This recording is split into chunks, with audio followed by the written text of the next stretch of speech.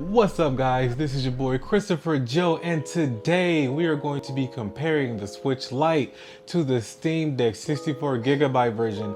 And the reason why I wanted to make this video is because after my RMA video and my whole RMA story and going through getting a replacement Steam Deck, it really changed my mind on handheld gaming and the Steam Deck. And I'm going to get into why I believe that the gap is not as big as people might think between the Switch Lite and the Steam Deck. So let's get right into it. I really have always loved how the Steam Deck looks. It's big in your hands, it holds nice, the screen is very nice. But when I went on my cruise, one thing that I've noticed that I really like about the Switch Lite as opposed to the Steam Deck is that it's so compact and it fits so well in my pockets, or any of my pockets, and even into my book bag. It fits so well. I was kind of scared bringing my Steam Deck on a flight and carrying it with me, only because I didn't want it to get mishandled. I didn't want it to break. I was really scared of my Steam Deck being destroyed or having a cracked screen. The Switch Lite as well, but not as much because it fits so well into small spaces for me. It was easier to bring my Switch Lite out in public as opposed to the Steam Deck because of the size. Now the reason why I say that is because, personally, okay, sometimes I might have my anxiety might kick in. I don't want people talking to me, if you want to be honest. I don't want people to look at my Steam Deck like, oh, what is that? And talk to me. It's like, when they see this, it's more compact. I can pretty much hide it.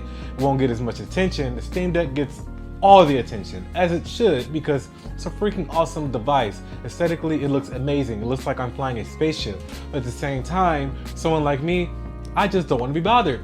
Now, as far as playing the Switch in my hands, I did miss the weight and the size of the Steam Deck. Honestly, the Switch, it feels really nice in your hands because it's so compact and so small, but there's nothing like having this weight and just, it fits so perfect in your hands. I compare it to, I've always liked the Xbox One controller as opposed to the PlayStation 4 controller. Now the PS5 controller, that's a whole different story, whole different video, but the PS5 controller feels amazing in the hands as opposed to the 4, only because it has that weight to it that the Switch Lite doesn't really have. And that might just be a personal thing, but to me, the Steam Deck feels way more nicer in the hands. Now aesthetically, this is pretty simple. Honestly, I don't really like the thumbsticks on here as much as I like on the Steam Deck, and I really love the placement of the thumbsticks on here. So aesthetically, you gotta give it to the Steam Deck. Easy. It looks beautiful.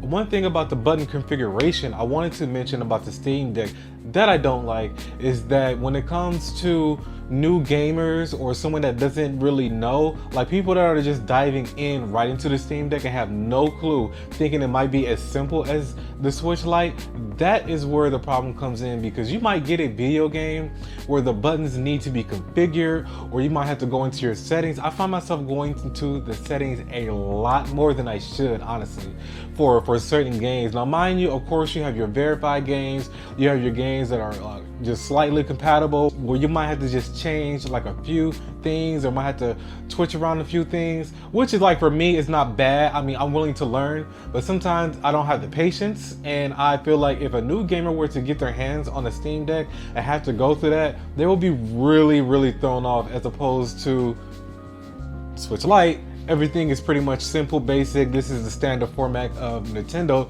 You pretty much know where everything is mapped to. Sometimes it's a hassle to figure out the button configuration, especially on ROMs and emulators. Oh my goodness gracious. A side note, okay, no lie, I spent one whole freaking day trying to configure the button layout of the Wii on this thing, on the Steam Deck, and I did not even know that. I didn't know I can really do that. I didn't even know I had to. So it was I got all my emulator, I got the emulator set up, I got the ROM set up, I was playing No More Heroes, and then I didn't know you can actually map out the swing of the Wii nunchuck and the stick, which I think is pretty awesome. But at the same time, it's so tedious that I had to watch tons of videos. I've been on Reddit just trying to figure out certain button layouts, or figure out the best layout for one certain game. That in itself was mind-boggling and mind-draining. So that's why I say, For people that's just jumping into the Steam Deck, it is not as easy peasy. Not as easy peasy, depending on what you're looking for. And especially if you jump into the Steam Deck thinking that, oh, you're just gonna pretty much like, it's not like the Nintendo Switch. This is really, I learned the hard way. This is really a PC. Like the Steam Deck is it's a gaming PC. I had to mention that because that really pushed my buttons. No pun intended. So as far as games, now come on now. The Steam Deck, you can get so many. It's the games on here are pretty much endless if you know what you're doing. Even on the Steam library for the games that are verified, like I honestly believe, like, I mean, you can pretty much get God of War on here, like the new one. You can't get that on the Switch or the Switch Lite. So easily the Steam Deck wins in that nature. But what are you really getting the Steam Deck for? I wanted to get it to play all games. Like I wanted to get the Switch emulator, which does not run as easy. It does not run as smooth, and it definitely is not easy to get the games working and all that. So say for instance, let me put this in another sense for you. I wanted to get Breath of the Wild, I want to get the new Pokemon, and of course I want to get like the new Zelda when it comes out. I want to play it on my Steam Deck. I have been downloading game files for a whole maybe about 5 hours straight and watching tons of videos just trying to figure out how to do it when I can just pretty much just pay and get it on here just as easy. Like I'm a big Nintendo fan, so I'm definitely gonna still work it out, but the fact that you have to go through so much just to get that emulator and those games working, it's honestly, I might just get it on here. I might just get Pokemon on here because I can just pay $60 and get it on here. Pay $60 or $50 or get a used Zelda game, put it right here. I don't have to worry about none of that. One thing I don't like about games on here as well on the Switch Lite is that they are raising the price of Switch games. Now, $60 to me was already too much, but hey, neither here nor there. Nintendo, you need to get your money. I understand. But $70 for a Switch game? No. If it's Zelda, I will because I have to. I'm a big Zelda fan.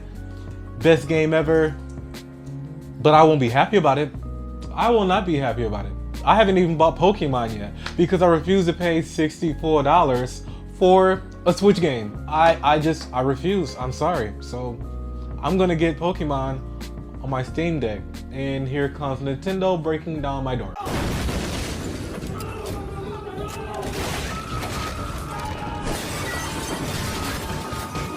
Battery. Now the battery on a Steam Deck, at least on mine, is trash. Going through the RMA really grinded my gears as far as the battery, and I noticed that, yeah, my newer Steam Deck, the battery is a lot better than it used to be on my old one. I guess maybe that was one of the first gen or first ones they might have put out or whatever because I had a reservation for it. This battery is a lot better, but still not as good as the Switch Lite. I had asked my friend who had a Switch he carries around all the time. He said the battery on his is really good. He plays like Zelda Breath of the Wild all the time. I never see him like running for a charger either. But yeah, the Switch Lite, when I was on my cruise on my vacation, the Switch Lite, the battery was very, very good. Now the Steam Deck, it might charge fast to me. Like I don't really mind the whole charging thing. Even the battery thing, like it dying as fast as it does, really doesn't bother me. It just gets very tedious in comparison to the Switch Lite. And I have found ways to like save my battery on the Steam Deck, like cutting down my frame rate. I mean, I stay in the house anyway with my Steam Deck, so charging it isn't bad, but I'm just saying in comparison, battery on the Switch Lite is a lot better. I think all in all, what I really wanted to say about the comparison about these two, this is not a handheld game. It is not exactly like the Switch Lite. As what I mean is that you're gonna be finding yourself boot loops maybe. You're gonna get your Steam Deck stuck sometimes. It's gonna be frozen. Some games are not gonna work. You're gonna maybe have two games running at one time by mistake, and then your game's gonna run. It runs really hot. It's gonna crash more than you probably think that it would. mind you, I do have the 64 gigabytes, so I can't really speak on anything higher than that, but that pisses me off.